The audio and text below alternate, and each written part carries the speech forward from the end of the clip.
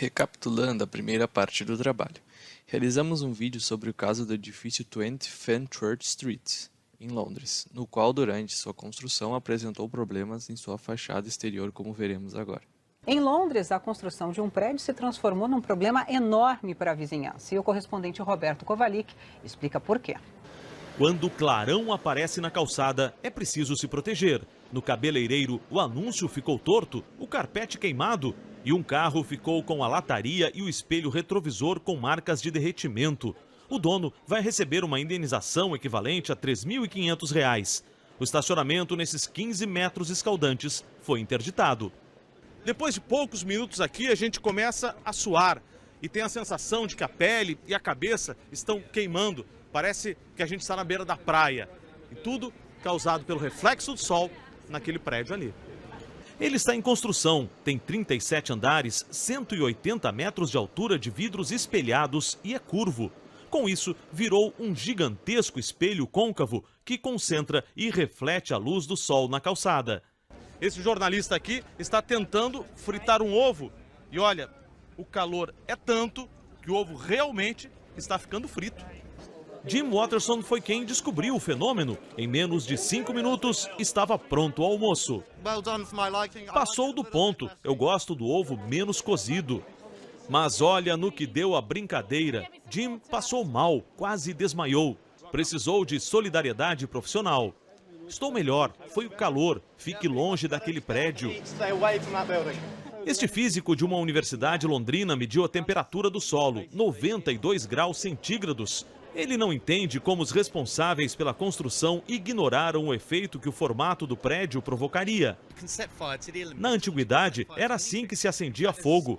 Os arquitetos que tiveram essa ideia meio desastrada, agora vão ter que esquentar a cabeça para achar uma solução.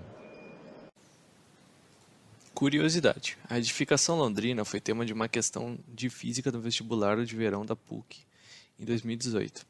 Na qual questionava justamente o tipo de efeito que o formato curvo do prédio, juntamente com seu revestimento exterior, causava.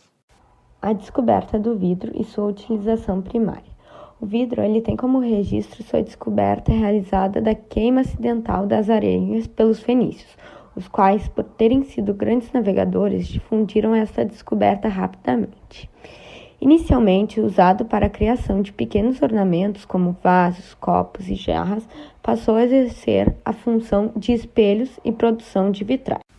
Em princípio de seu uso na arquitetura, teve-se a ideia de o vidro ter a função de abrigar o homem das adversidades do tempo, proporcionando proteção, conforto e deixando a luz entrar, acabando com a escuridão dos espaços. Os tipos de vidros. Acompanhando a evolução tecnológica nos últimos anos, os vidros foram surgindo e suas aplicações foram se tornando mais diversas, como vidros temperados, laminados, lisos, armados e float.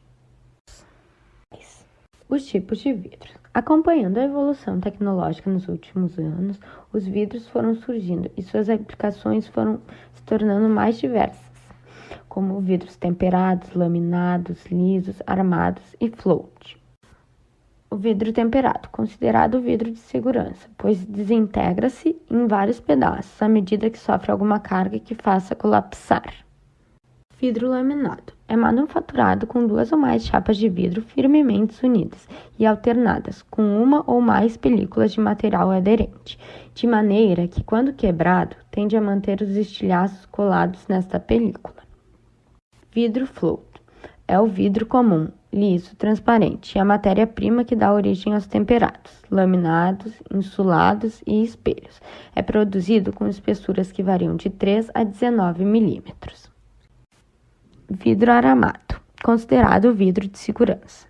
Formado por uma chapa de vidro que contém em seu interior fios metálicos, incorporados à sua massa durante a fabricação. A tendência é que, quando quebrado, os estilhaços mantêm-se presos aos fios.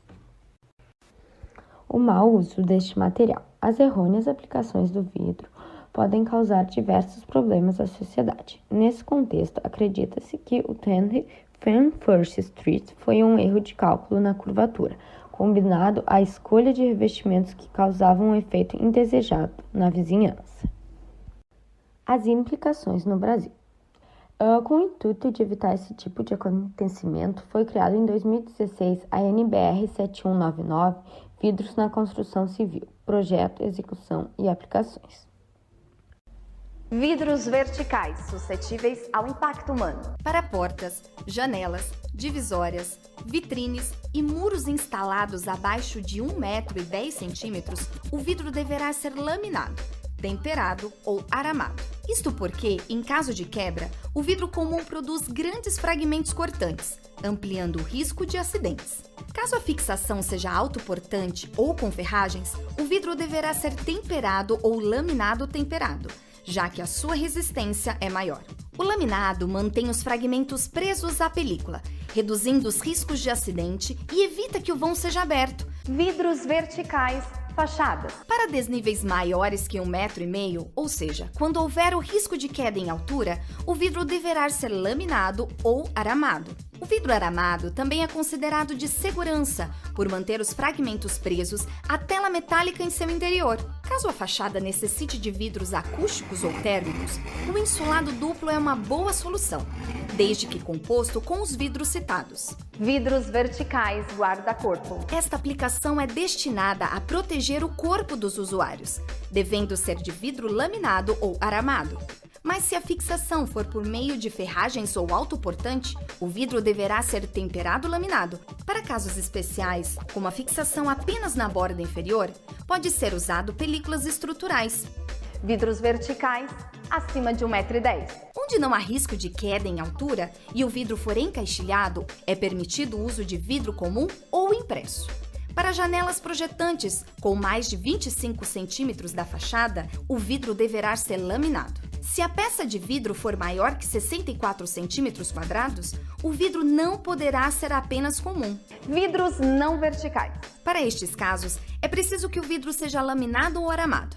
É preciso observar se não haverá necessidade da têmpera, devido à aplicação autoportante.